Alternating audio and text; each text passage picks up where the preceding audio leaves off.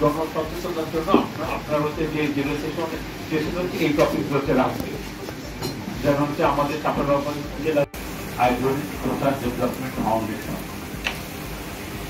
এই কর্মশালায় তাদের অন্যান্য তাদের অ্যাসিড সব কিছু ভিত্তি করে আমাদের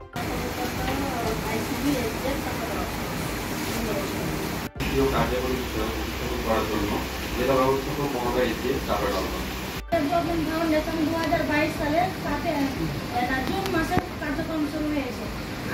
বিভিন্ন কমিটির মাধ্যম দিয়ে আমাদের কার্যক্রমটা শুরু হয়, তার মধ্যে স্বাস্থ্য পুষ্টি সহায়তা কমিটি একটা। আসসালামু আলাইকুম, আমি ডাক্তার মোহাম্মদ বশির রহমান। আমি সদ্য যোগদানকৃত তত্ত্বাবধায়ক চাঁপাইনবাবগঞ্জ সদর। আসসালামু আলাইকুম, আমি ডাক্তার সভাপতি চাঁপাইনবাবগঞ্জ।